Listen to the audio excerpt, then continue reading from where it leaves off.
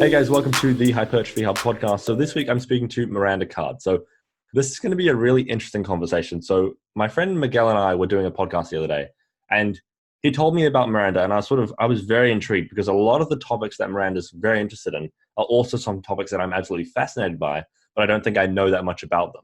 So I think this is probably a good person to chat to. So Miranda, how did you get into sort of doing research in the areas that you do research in? You do research in quite a few different areas, and it's quite cool. Sort of exercise science, chronic illness management, and you also have some interests in sort of the science of sex, which I think is quite interesting as well.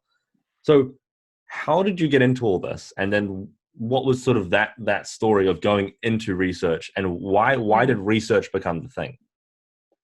Sure. So I have had something called Behçet's disease my whole life, but it was only diagnosed a few years ago. It's really rare.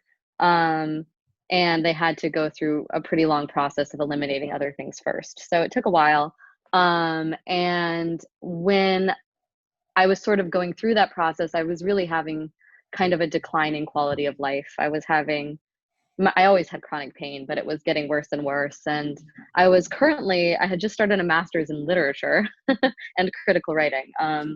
And I really just lost any drive to, talk about the things I had wanted to talk about. And the only thing that really gave me relief was exercise. And I had already been working as a personal trainer because I had found relief in this area before. Exercise had always been important for pain management, but at that point it really became the only thing that I wanted to do, Mm, because it offered some reprieve from pain and from feeling like I didn't have control over my body. mm. So as it got worse, I kind of did a 180, and I applied to Columbia to get my master's in exercise physiology. And ironically, my research is in more exercise psychology, but that's the name of the program, so I'm stuck with it. And I wanted to focus on, I know we talked about it a little bit, but I wanted to focus on chronic illness management through exercise. But what I ran up against really quickly is that you need a certain level of self-efficacy in order to engage in exercise, and What exercise will also. would you be able to explain self-efficacy? What does Sure. So it's basically your belief that you can do something and get to a goal. So it's related to self-esteem.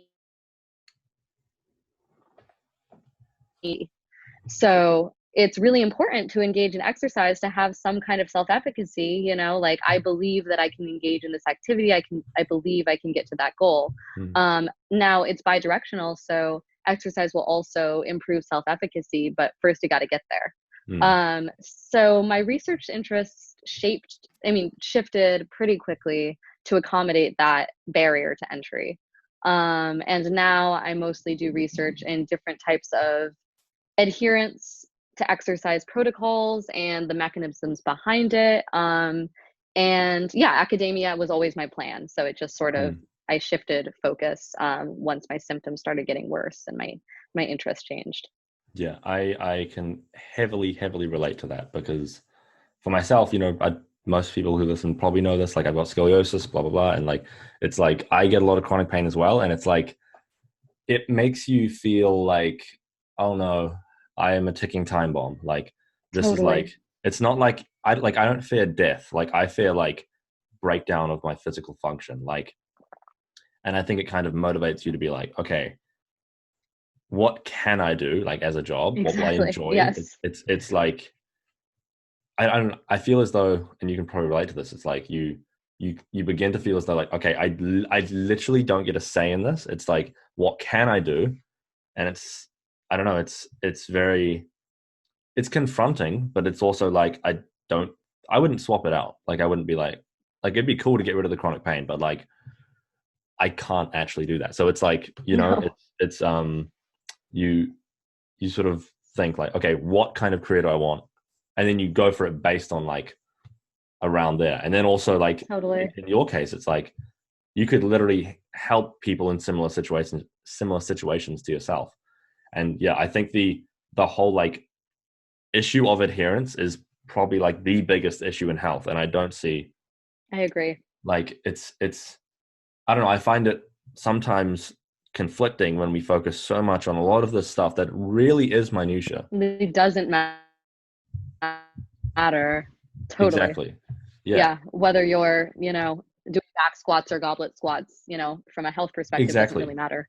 It's Yeah, it's like it's like we just need to get that person actually lifting. Like, is that's there, right. in terms of adherence, is there anything you found so far that like, okay, what are the main barriers to it? And Yep. then are there any ways that we can think of to eliminate those barriers? Totally. So, I have a three-part answer. The first thing I'll say is that a lot of the current research right now is in affective response to exercise. And basically, what that is how does exercise make you feel? Because there's a really affective response to exercise and future participation in exercise. So if exercise makes you feel good during exercise, you're likely to exercise. And if exercise makes you feel like shit, you're unlikely to exercise in the future. So it's a very predictive relationship. And so, but and which I think is fascinating and really cool. And also that it's not after exercise, it's during. So how do you feel during that squat rep, and the thing that they focused on from there is kind of like what protocols are most enjoyable, which is really silly because it depends on the person. Like there's a lot of variability person to person. So I think they've gone a little bit off on maybe down the wrong road, but that's a discussion for another time. But other than that, socioeconomic status makes a big difference. Access to time and money is really important to exercise. And I find that most interventions to tackle that are obviously public health interventions. So not targeting individuals quite as much. And the other thing I'll say is we can draw from behavior change in other areas. So I think it's really underlooked at we know that relationships and the therapeutic relationship especially is one of the most powerful tools we have in behavior change and well-being. And we've done very little of that in relation to how do secure relationships promote healthy exercise behaviors, how do good trainers enhance the exercise relationship. There's like a wealth of variables we could look at there that we haven't really done yet. And like, I think we were talking about this a little bit off air, it's kind of like the fact that it's so under researched. Like, do you find Yes. it's quite exciting, but it's also like, do you when you then think about the problem of adherence, like it's like, okay, here is the things we could use to try and solve the crisis of health. Like it's right. like, whenever I am obsessed with diabetes, whenever I think about that, I am like, I can't even speak about it. Like it's yeah. And it's like to solve that, there's a variety of things we could use. It's like adherence has to be one of them. Or it's like, Yes. if we're going to use exercise as medicine or whatever you call it, even though that's maybe it's like, if we're going to use any kind of exercise as a potential intervention, it's like, Yes. it has to have adherence. When you think about that, Absolutely. do you feel optimistic about it? Like in the future, do you think like it's something that would be greatly improve? Or I mean, I think part of what I've really run into and part of the reason that academia frustrates me is because, it's so tied into how we run our financial systems yeah. and who has access to care and who has access to time and money. And so Mm. I think until people are having,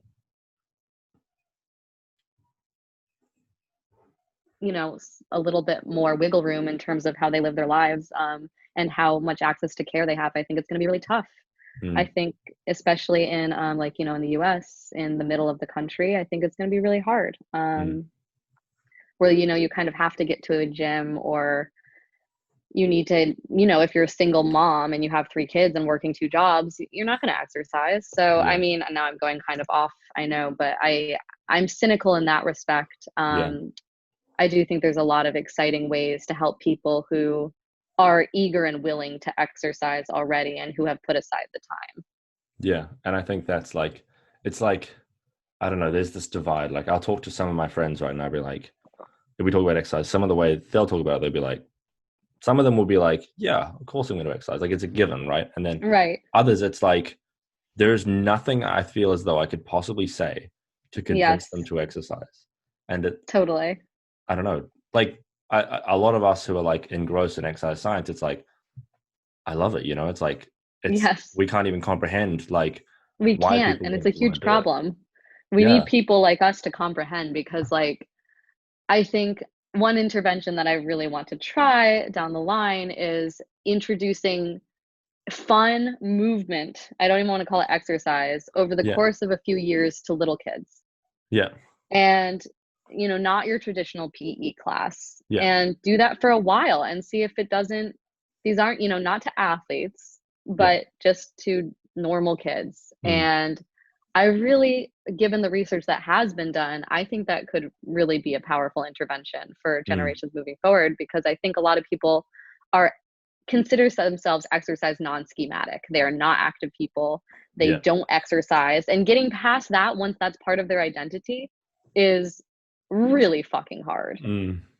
It's Yeah. like, yeah, that's because then it's like, I am this. It's like you, Yeah, like exactly. now it's like when I think about myself, I'm like, I am a bodybuilder. So it's like, okay, that now it's like Right. I take it seriously, It's like I can't, it's like a Exactly. part of my identity. I can't separate from that. Like, Yes. yeah, it's that's And what do you really do with difficult. the kid who says, "No, no, no, I'm a painter, not a lifter." Yeah. When I know I don't like it shouldn't be one or the other. Like, Mm. you should, in my opinion, exercise like you sleep. You're not a sleeper. Like, that's not like an identity, but that's Yeah. how we treat it. We treat it sort of as a subject, Yeah. that you either acquire and decide to like, or you don't. Mm. So it's very wrapped up in identity, which is Yeah. interesting. And so what, this is maybe if you don't feel comfortable asking this might be a strange question, but one of the things when I think about sort of chronic illness and like the general issues of health, Yes. I feel as though I can't help but think that like there's a massive focus on nutrition, right? Nutrition's important for sure, but like I generally think like apart from like, okay, quality of diet's important, right? Cool. And then, that is Yeah. important, but then calorie intake, expenditure, etc., right? But then it's like, I feel as though if you just disregard nutrition and like the fact that just like not that many people exercise, I feel like that to me feels like it's making a much bigger dent in like the sort of lifestyle disease problem. In which one?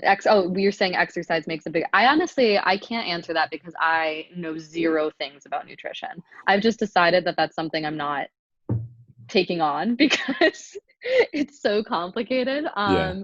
So obviously I am partial, also because I am interested in kind of the psychological component of exercise. Um, but yeah, I don't know. I couldn't compare. Yeah, it's good that you can say I don't know. That's always a good sign from someone when they can say I don't I know. just think people always ask, even just like, never mind my masters, like CPTs, personal trainers, like, what should I be eating? Well, I don't know. Mm.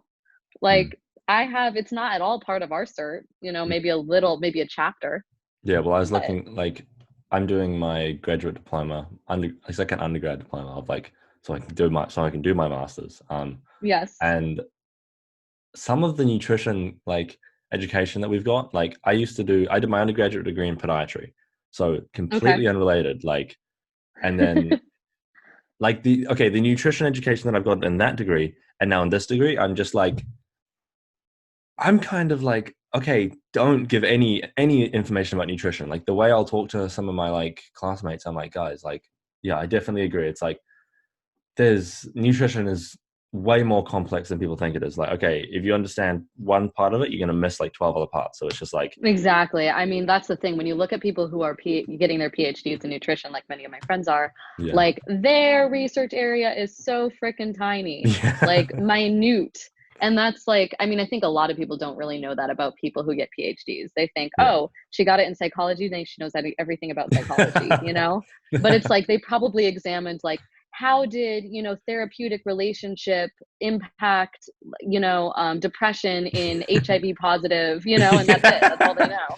It's like they know that one demographic, one topic, one thing really fucking well. Yes, It's like exactly. better than anyone else. It's just like the it's yeah, I definitely agree.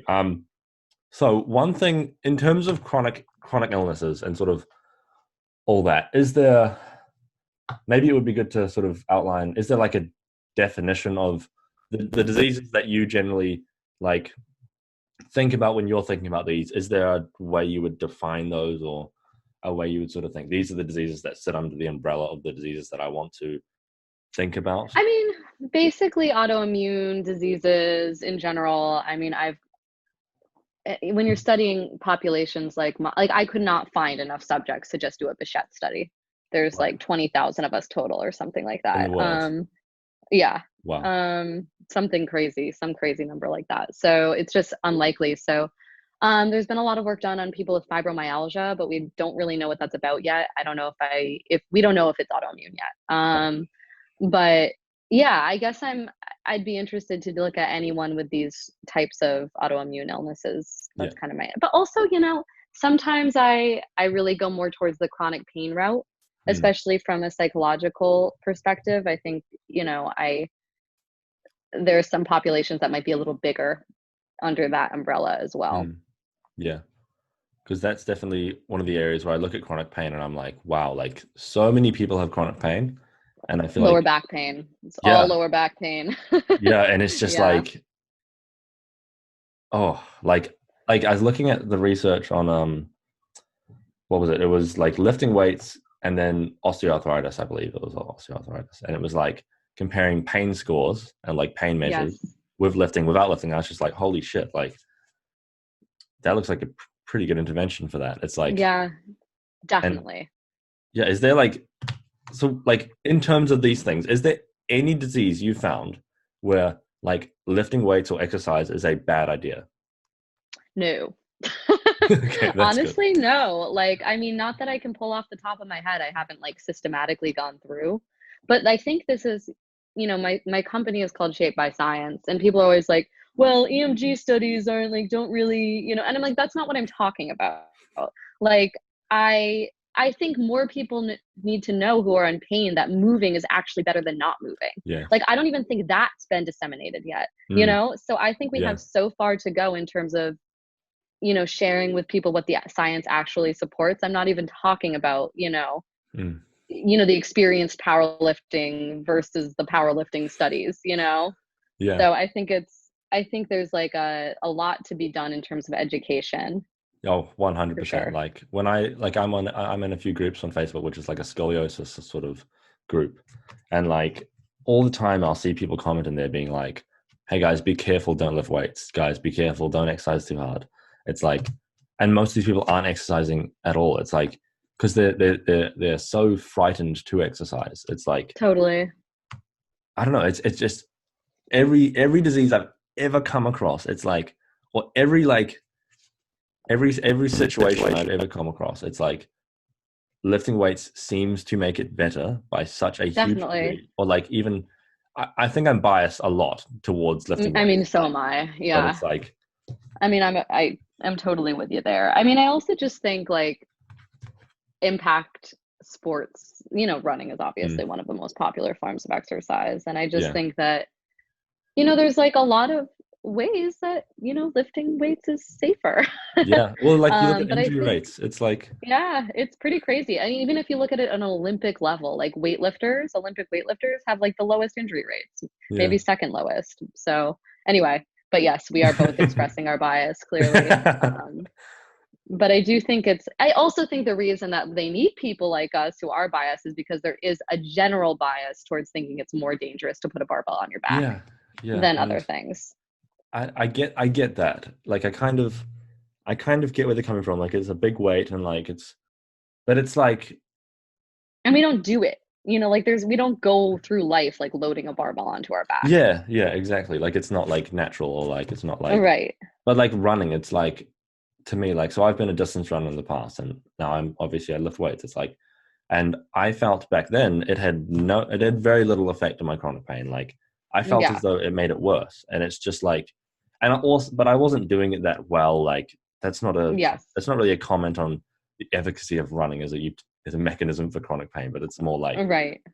I just went in there and crushed myself for ages, and it was just like I started lifting weights, and I was just like, wow, like the results from this are like they come so quickly, They don't hurt Yeah, as much. You control every variable. It's like, exactly. That's the biggest one for me as a scientist. You control every variable. hmm, And that is so nice. Yeah, I was in the I was in an Uber today, and the cab driver was talking. Do you know what Barry's boot camp is? Okay, it's basically just like a hit class right, that's okay. very expensive and very bougie, very popular in New York. Right, yeah.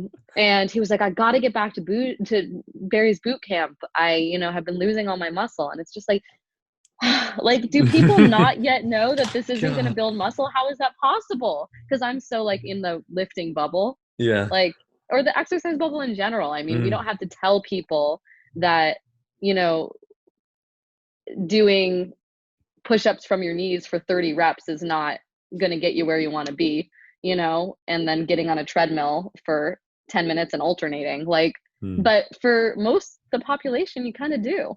They still yeah. have to be like explaining like what those differences are. So it's I find interesting. it like I don't know.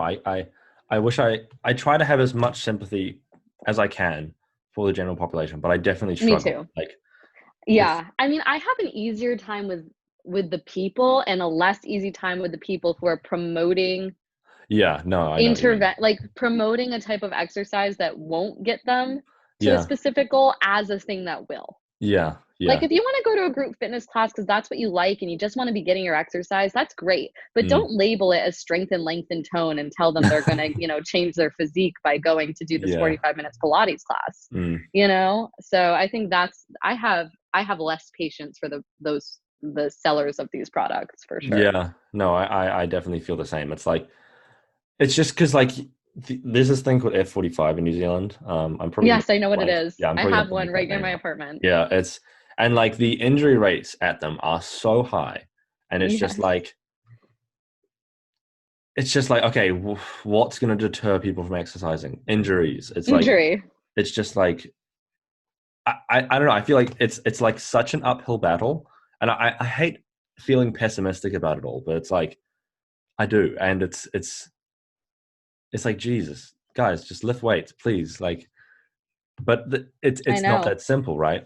Well, obviously, Yeah, I mean, I also like you need access to equipment, and I think, mm, for most of the population, that's the biggest thing. yeah, Um, and then we have to get people past that point of, oh my God, the gym is scary. I don't want to take a squat rack for, my empty barbell squats. yeah, I find that to be the case, especially in women. They yes, say, what business do I have? yeah. And that's another hurdle. I mean, Mm. there's so many, it's amazing anyone exercises when you really start to think about It's like it. it's. I feel like it's just a small percent of us that just go every day, and then everyone else is just shit scared of going. Exactly. It's yeah, I don't know. It's Exactly. The thing I've started doing with a lot of women who are like new to the gym and who have like body composition goals, so they sort of have to go to the gym, is I have them like start, I mean, depending on how bad they are, like I'll give them an at-home workout and I ask them just to show up in the entrance hall like a couple times a week. And then I have them, in a corner with a mat and some dumbbells. And then, gradually I get them over to the free weights, but it's a process. It really yeah. is because it's the environment freaks them out. Mm.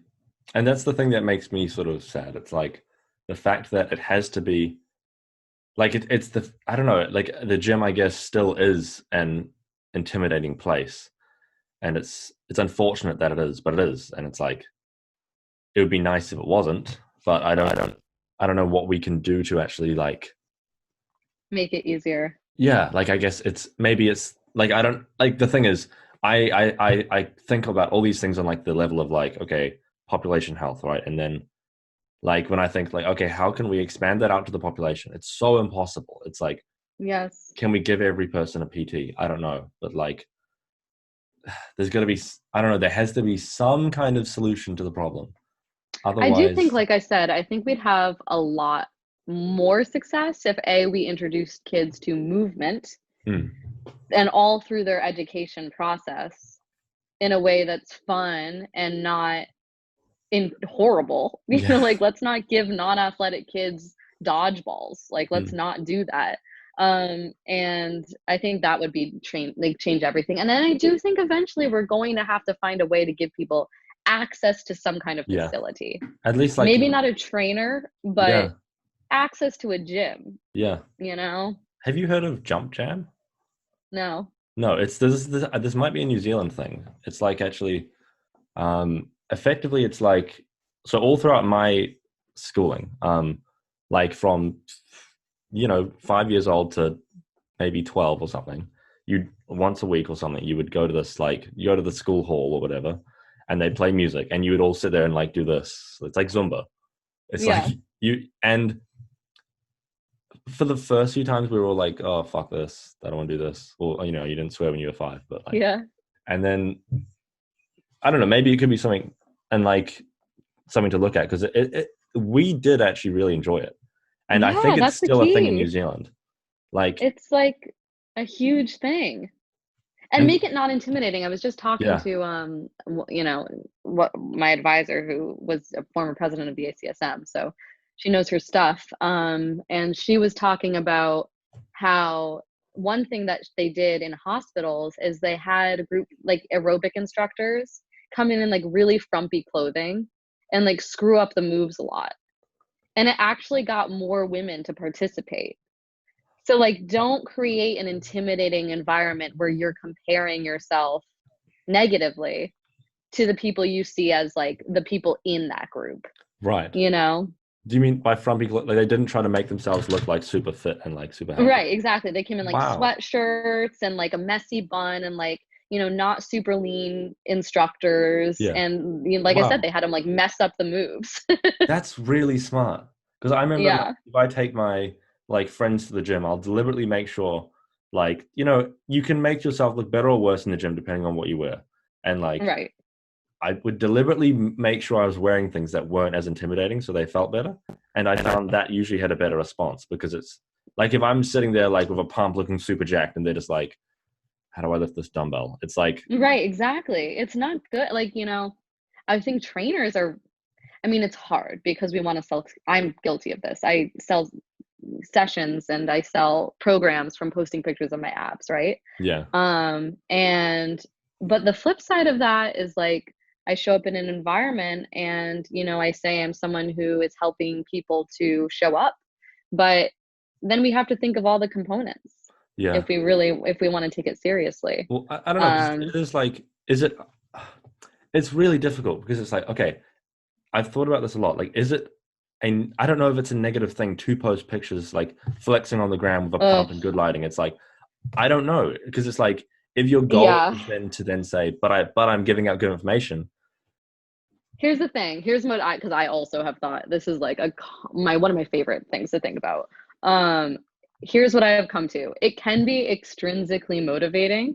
Yeah, Like, like I have definitely sold programs where my goal is to help people to exercise more. And I hope I'm mm. helping them to exercise long term. And they maybe wouldn't have got there if I hadn't posted that pictures of my abs. But the flip side of that is I think there's been research on this. I don't think I'm pulling this out of my ass, but the cultural impact of that is not good. Mm. So you're setting body standards every time you do that of what healthy looks like. Yeah, And that's dangerous.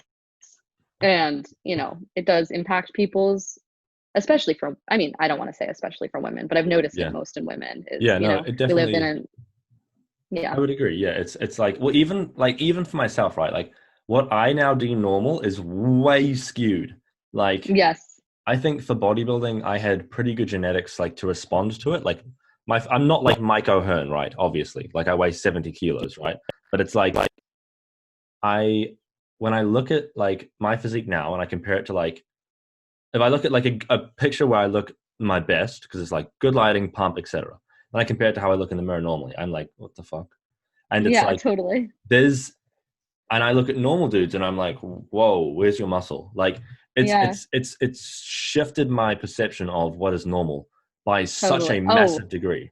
me too. I mean, especially now I'm a trainer, I'm an Mm, online coach, and I'm getting my master's in exercise physiology. I yeah, mean, like what I perceive to be average is like so twisted. yeah, and it's like, and the thing is, like, the average is likely going a lot further. Like muscle mass is probably going down, fat mass is probably going up. It's like the Right. average of our perception is here, right? So all the fitness professionals are like, I don't know if I'm frozen. Right. Like the average of all the fitness professionals are like over here. We're all like looking at all like what we think is normal, and then everyone else is slowly drifting further and further away. Do you know? I don't know if this is a statistic you may know, but do you know, are rates of exercise increasing or decreasing? I think they are. I do not think they're decreasing. I think That's they good. are increasing. I would have to look at the most recent report. Um, that's a good question. I'm pretty sure they're not decreasing. That's good. I'll get back to you on that statistic. Sounds good. Yeah, maybe I'll like insert it into the show to let people know if it's Probably something that would be a good thing to know. yeah. Our numbers are still insanely low. Yeah. I also think it's probably actually, you know what? Maybe it is decreasing. I bet it depends on your region. Yeah. True. Because I think in Auckland, it's probably like people in Auckland. You like this is why I live in Auckland, New Zealand. It's generally like very expensive to live here, and as you said, Yeah, like socioeconomic status. It's like most people in the area that I live. I'm quite privileged. I live in a very nice area, and everyone around me, I would say, for the most part, they would have the ability to go to an exercise facility and pay for it themselves, totally. for sure. And like then like other areas of New Zealand, that's definitely not the case. So it's Absolutely. and like even the Yeah, exactly. availability. That's what I'm saying. Like I know, in New York, exercise has become much more part of the culture and like even almost across socioeconomic groups. I think it's very much in our faces all the time. Also, I live in a walking city, so there's Yeah, already that. yeah. But I don't know. I don't know. It could be declining in other places. Mm. Yeah, It's and I'm a sure those numbers are available. yeah, definitely, yeah. Um, so in terms of chronic diseases, I would like to think about those Hmm. a bit more. Is there any kind of like for the person with the chronic disease, like let's say, because I guess it's very hard to generalize with diseases, but it's like let's say the disease is generally something they're going to have for a long time, so chronic, Yeah. kind of in the name. Yes. And then generally it's not something that they can get rid of completely. Let's say, um, Yeah. is there any kind of whether it's like a mindset strategy or just habits or something, Yeah. like what can people in that kind of situation, like is there things they should Yes. do or shouldn't do or should stray away from or do more of? Yeah. So my stock answer to this is that I, especially with people with chronic illness, always encourage an auto-regulatory approach. So, you probably know this philosophy that you go in with a certain rate of like one day it might be 85% of your 1RM and one day it might be 83. And that kind of accommodates just the everyday sort of discrepancies in our physiologies because we're not linear beings. And I think that's especially important for people with chronic conditions because some days, I mean, one of my symptoms is I have knee dislocation. Right. I cannot do as many squats at the same weight as I can when my knee is not, halfway out of its Yeah.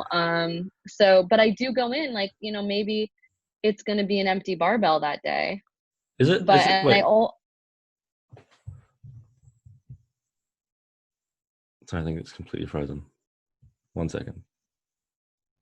nope, just let me know when Hello? it's good. Hello? I sorry, I I can shouldn't hear have you. I shouldn't have interrupted, but is the knee dislocation your fibula popping out of its socket? It's just the patella like Patella, slipping. okay. Yeah, because my Yeah. fibula pops out of its socket like at least like 5 times a year or something, and it's so Yeah, painful. it happens a lot. It's definitely I used to also be a distance runner, and that's when it was really Right, an issue. And that's right. another reason I'm a huge advocate for lifting because Yeah, I've never actually had knee dislocation while I've yeah, been squatting. So I think that says something. yeah, Um, it makes me more vulnerable sometimes, but yeah, not during. yeah. Well, I had And it. running, it has happened during. So Yeah, one time my fibula popped out of its socket while I was doing leg extensions, and yeah. Oh I was just like, no. oh my god, I was warming up because it was fine. I was like, I had knee sleeves on, so it was like pushing like medially, I guess. I Um, started wearing knee sleeves too. yeah, Yeah. I think the knee sleeves made my thing worse Oh, though. yours worse? Oh no. Yeah, because it was Don't like tell it me was that. pushing You're up, gonna and it was like nocebo me. I think the it'd be different with patella though. Like, but I think with the fibula, it Yeah, was like, definitely.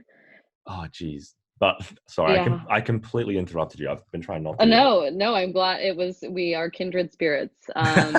Yeah, it's brutal. But yeah, so doing an auto-regulatory approach I think is important, like, because just getting there and moving will Mhm. relieve my pain and also just, maintain that habit. And then I talked with Austin Current on his podcast, Life Beyond Fitness, and he was also promoting, which I would totally agree with, is a periodization approach to life. Mm. So, if I am like right now, I have a fever and, I have ulcers in my mouth. And this week it might be a 3 day a week gym day, but that doesn't mean that I won't go for a walk, during that time. So I do think there's flexibility, but doing it with intention is Yeah, really important. yeah, Um, Rather than just being like, oh, I'm too sick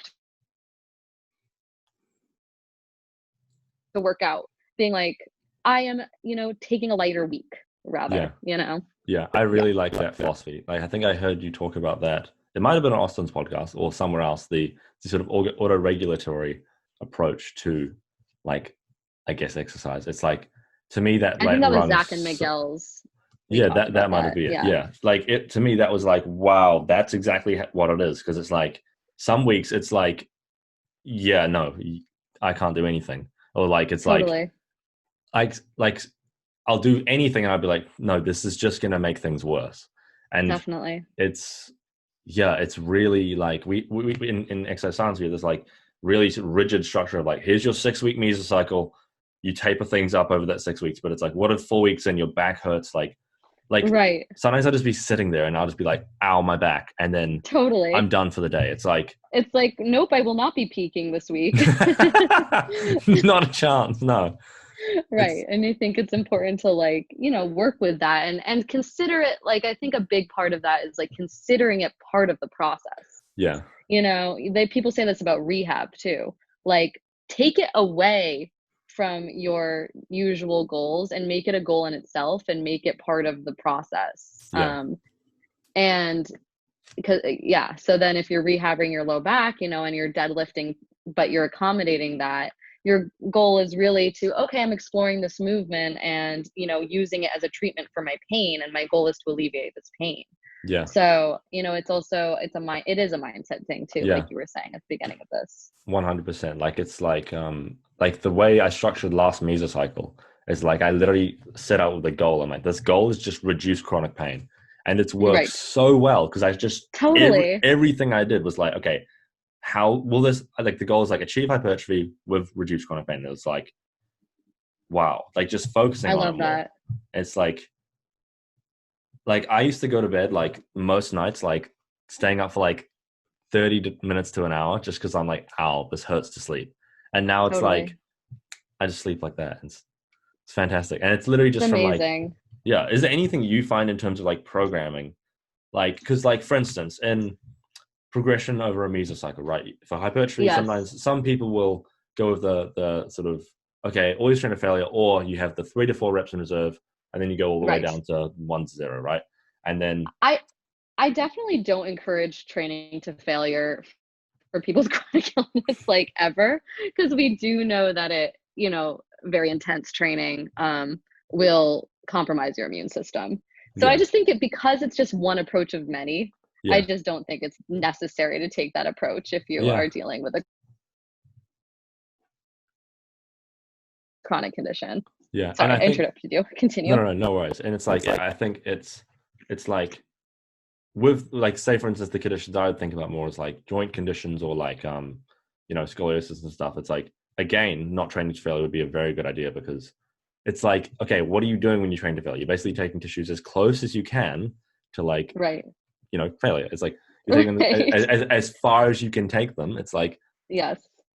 like if you don't need to do that to induce adaptations, Yes. we don't have to. It's like, and the amount of fatigue, it's like, yeah, it's I think across the board, there's probably some general recommendations, and maybe there'll be a few exceptions to it, but like there's probably some general recommendations for chronic conditions that I Yeah, think. there's not as much as you'd think, especially not in terms of like resistance training.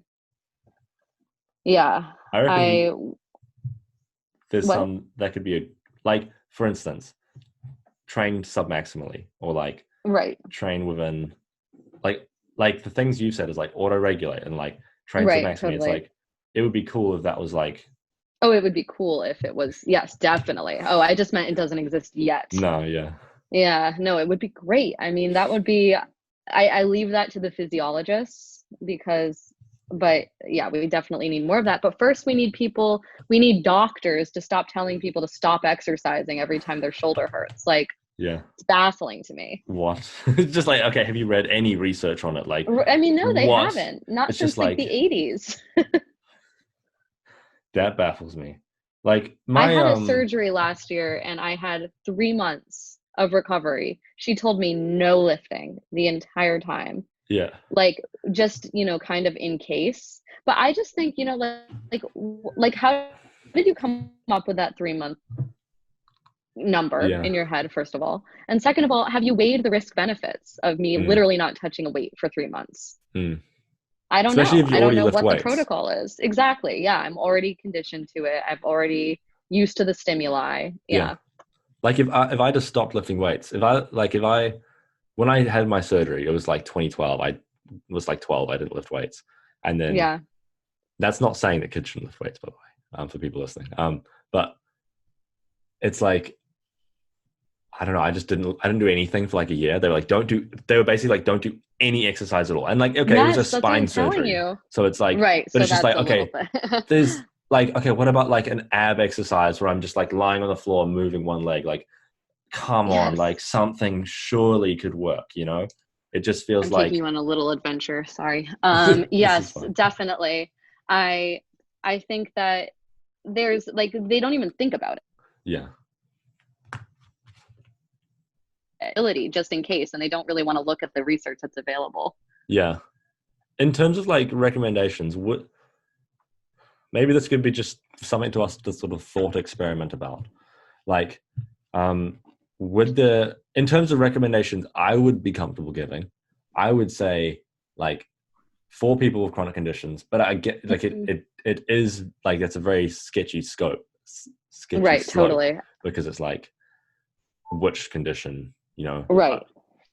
like my like for instance, if it's a joint condition, like Yes. be aware that you can train in the higher rep ranges. Be aware that you can train Right. submaximally, like, and also the idea that like exercise selection doesn't have to be like, it's not that important. So like you can literally do any exercise. Do It's just like, anything. Choose it. Just like cover your movement pattern bases, yeah, and it can be exactly. anything. I also think another thing that I do not want to leave out in terms of talking about chronic conditions, because I call people out on this all the time on Instagram. If you are volunteering to work with people with chronic conditions, then you need to be able and insist on having fluid conversation with the doctors Yeah. who can tell you what exactly is going on in their bodies, and list any concerns, and do ask them, for your own sake, for a clearance to exercise, Yeah. because it really, like, we're not medical doctors, Yes.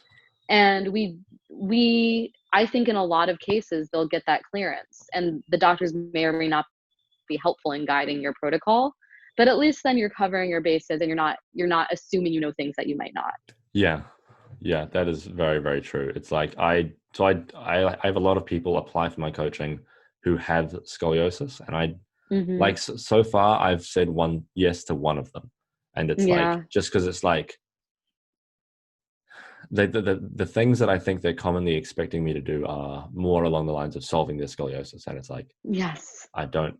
That's not my. That's the other thing I say. Like, I mean, that's almost like a part of what shaped my research interest and pushed me more towards psychology, is because then you really are approaching, like the physical therapy world. Yeah. And that's just a whole nother can of worms that Yeah. I think, like, them just, signing up for your coaching, like, you could, like, we can say, I think it will help you just having some guided workouts, But to say, oh, and these dead bugs are going to really help your, like, we don't really know that. No, Like, yeah. we have not delved into that research, or at least I haven't. Yeah. Well, it's just about being, I guess, like having good ethics. It's like, again, Yes, I think it's it's important to be so totally. transparent. Like, I think we're both in quite a unique position where, I know it's frozen. Like we're in a unique position where people will come to us with like a similar condition, and then they'll be like, Yeah. "How do you solve it?" And then we're like, "Bruh, like, Yeah. I mean, it's definitely, I mean, this is the fucking health coach epidemic of yeah, 2020. Like, I was almost posted this video that I pulled myself back on because I had posted something where some woman was like, "I can help you." She'd been messaging me for weeks. And I said, "Are you a medical doctor with a specialty in rheumatology or GI?" And she said, "No, but have those things worked for you?" And well, first of all, it's a chronic condition, so obviously not. But God, second of all, just because, like, that's like anti-science. You yeah, can't just have something that maybe has worked for you or other people in the past and then call it treatment, because that could so easily be the placebo effect. And then if yeah, I go to you and trust you with my help, that's potentially 3 months I'm not on my treatment. That could kill me. yeah, And also, God, at least in the US, medical care is expensive. So if I'm mm, paying you $3,000, that's mm, potentially not $3,000 I have when I have a life-threatening surgery come up in yeah, the middle of the night, whatever. So you are literally putting people, like, no joke, yeah. putting people's life at risk. It's And it's so just, like I can't understand how people can morally justify it to themselves. Like, okay, I can't for either. like for general fitness people, like we have like, blah blah. They just want to tell people they can get jacked this way, whatever. Like, Yeah, okay, that's that's fine. bad enough, whatever, cool. But like Yeah. this is like, okay, when people try to like say like, oh yeah, this will fix your scoliosis, I'm like, bro, you better back the fuck up. Like, I'm just like, Yeah. honestly, And it it's happens all the time, all yeah, the time. And I do think it's a combination. I mean, first of all, I think there are people who validate that as being okay. Like, oh, if you can help people, who cares? mm, But really, you don't know if you're helping people. And that's like the basis of science, yeah, is like your experience is not science. And yeah, when it comes to medical conditions, it is about science, yeah, And so, yeah, it's really, I mean, I think a lot of people just lack that critical thinking. yeah. Well, I And think they that's even what it like is. it's it's like that, or it's like they just, I don't know, they don't. I don't know. I don't. This is, I can't remember what the concept is. I think it maybe is someone's razor, someone's razor. I don't know. It's like a critical thinking concept or something. But it's like don't attribute malice to, um, don't attribute Right. stupidity to malice. And I think it's like, but it's like the things that these people will talk about, right? It's like when it's like, okay, a thing where they will be like a health coach and they won't like, there's no backing for what they're saying whatsoever. And it's just like, Right. how how can you trust that you know what you're talking about? But they just, Totally. it's just massive, like, what do you call it, Dunning-Kruger effect. It's like massive amounts of that, or just like Yes. ignoring it, or they're just immoral. So it's like Right, either totally. I way mean, it's a problem. it's a problem. And like, I don't know, I talked to Austin about this too, because I get really frustrated. And I do think that generally just like badgering people and calling them out in like No, really blunt ways is not helpful. But yeah. we need a solution because this is really hurting people Mm. and We need some it's regulation or costing something. It's people. like, Yeah, we need some like, I don't know, like, because I do like that, like, people can especially CPTs. Like, I like that it's not like you need to be a millionaire to get the exactly, credentials. yeah. But I do think, I don't know, like, I think with chronic conditions we shouldn't be allowed to touch that. No, 100%. There should be no I think way. that's really the thing. Yeah. Like fitness, okay, I get it. Like that's, it's still in the realm of health. Like it's definitely health, but it's like, Definitely. If you want to pay someone to make you do burpees, whatever, yeah, that's your whatever. prerogative. Like, Yeah. okay. And like what, how bad can it, what can really, okay, there can be some really bad shit that can happen from that, but it's like, now that more that We're I like think about it, it's backing it like, up and backing it up. yeah, it's Yeah. just like, oh, but I don't know, like, I don't know what we can really do. Like, I don't know either. I mean, I think one thing we can do is talk about it. yeah, especially on the forums and to the audiences who are Mm. who are victim to this. Yeah. So, one thing I've really tried to do, because I truly am I'm a power lifter. Mm. So I'm like a lifting nerd. It's my life. It's what I eat and breathe. And so like I very easily start to cater to audiences that are more advanced. Yeah. But I think the Same. more that people who really know what they're talking about, and the more that people who take this stuff just like seriously, Mm.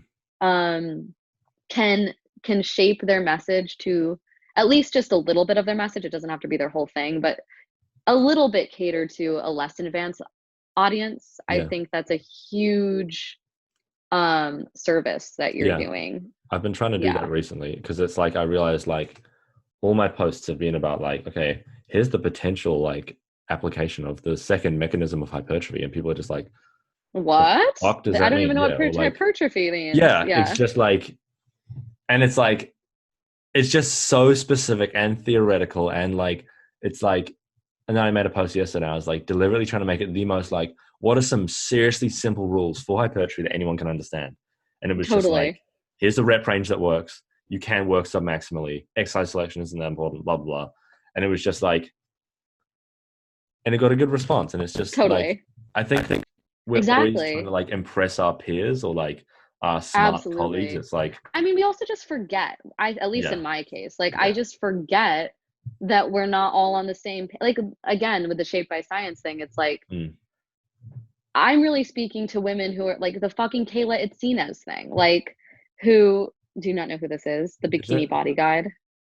I don't think Oh my so. God. Okay. Well, anyway, she just promotes this program. She's been around forever, like one of the first fitness gurus. She has like perfect abs, really skinny. Yeah, Um, very much not like probably the women you follow, yeah, but like, yeah, a yeah, little bit, but like her programs are all like at home circuit training. I think she did yeah, release one for the gym, but still like, mm, very high rep, not promoting progressive overload at yeah, all. Um, it says nothing about how to select weight or RPE or anything. They're 28 minutes each. And the problem I have again is not like for the women who just are trying to get their physical activity in, yeah. although I would argue that it does not reach those guidelines either. But that she's promoting it as the bikini body guide, and it Mm, meets none of the requirements you yeah. just It's just like, listed so quickly. or just like the idea that like just promote, and like they know that it's not the case. Like, and it's Yes, like, absolutely. I mean, these are trainers. yeah, like, and okay, there is like a discrepancy. Like, okay, you think about like the conversations between like, for instance, like the conversations Eric Helms and Brian Miner and some really high level people in terms of programming could have, Yeah. right? And then you can compare that to like the conversations that like personal trainers will have or like with their clients. It's like that there's a massive discrepancy there too. But then there's another massive Yes. discrepancy between like personal trainers and normal people or general population. Yes. Like, oh, this is, do you know JPS? No. No, the whole thing is like making personal trainers better. And it's just like, Okay. God, it's very, very good. Like, it's just like, it's so damn important because it's like, okay, Wow. PTs, like, some of the things they might be misguided on sometimes, but they're pretty good, right? And then it's like, they need to be able to, like, figure out what is true and then go from there. Because it's like, obviously, most PT certificates are not that good. And, like, Yes. I don't know. I think I as mean, I exercise, would argue that none of them are great. yeah, there's, I mean, last time I took my cert, like, I don't know, 3 or 4 years ago, and they were still like, 8 to 12 reps is for hypertrophy, So, I mean, not great. it's pretty frustrating. It's like, but like, I think it's like our responsibility as practitioners, right? It's like, okay, as the people who like live in research and we just like have smart people conversations all day, like, I think it's our responsibility to, I don't know where we should have the really deep intellectual conversations. I don't know if those should just be in private or if like when we make content, or we should make it more relaxed. I I don't mean, for know. me, like I like if on my feed, like you'll notice that like I do it all throughout the week. So like I just posted like a dictionary that just was pulled from NSCA, like defined hypertrophy, defined load, like just really basic. And I said for this exact reason. And then, 2 days ago, I posted about the neurophysiology of working below or above the VT, so it just like I indulge myself. And then I also, and I expect some of my audience to skip either one. Yeah. I guess maybe that's not the best marketing tactic. I know you're supposed to kind of cater to one group, but Mm. that's been my strategy. Yeah. Well, that's what I find most enjoyable as well. It's like I love thinking so like in depth about hypertrophy. I love thinking about how do we maximize and optimize hypertrophy. Like, Yes. can we even do that with what we know? Like the two competing styles within like reps and reserve sort of philosophy. It's like within those two styles, it's like, can we even call one optimal? I Right, don't think because so of yet. person to person variability, even, Yes, how are our exactly. bodies. Yeah. Yeah. I mean, It's like yeah, that's fascinating to me. I I mean, just I love going that deep, but it's yeah, also like, absolutely. if I'm saying like if I'm using words like periodization and hypertrophy and all these things, people don't know what they mean. And it's like, People don't know exactly. I mean, even, you heard me at the beginning of this conversation, I said self-efficacy and I threw yeah, it around, like people don't know, you exactly. But know, it's like once we learn these words, like I only want to use hypertrophy in like when I say, I don't want to say muscle gain or muscle whatever. It's like, I just want to say hypertrophy because that what you're makes sense to me, talking about. right? Yeah. Yeah. It's like, because I know that's one adaptation. That's the adaptation I'm going for, You're right? not talking about hyperplasia. Yes. No. It's like, oh, I don't know. I find it very difficult. I think a good example if he does this well is Eric Helms. He does it very, very Yeah. well. It's like he does the really in-depth stuff and like he'll do all that. But then it's like he'll take it down and like distill it a little more. And I just think it's Yeah. like as a community, it would be cool if we just like focused on like there's a few things that I think are like big areas that we can focus on and will make a big difference, right? It's like adherence and like communication. And it's just like, Yes, agreed. Oh, yeah, I so agree. And I think that like it's just easier to get out bad information, yeah, like simplified information that caters to what people wish was true. mm, And we have to break through that somehow. mm. Yeah. I I feel like mean, we it's just, hard. I'm, have you heard, do you know Ryan Solomon? We've talked about this a little bit. He works with Miguel at Revive Stronger. And Okay. he, like, we've talked about this a lot. It's like, how do we take evidence based and like market it and like should we use the same tactics as other like people? Probably not to the same degree Right. for sure. There's morals and stuff, but it's like, Yeah. I don't know, I don't like, know. I mean, I just think that like, one tactic is just simplifying it. Just mm, simplifying it, say lifting will lead to hypertrophy, mm, like as simple as that, yeah, rather than, and you can say like, and you need X amount of volume, but maybe rather than saying you need X amount of volume, say, do this 3 days a week for X times Y sets, yes, yeah, rather than saying, this is the much of amount of stimulation you need for, whatever.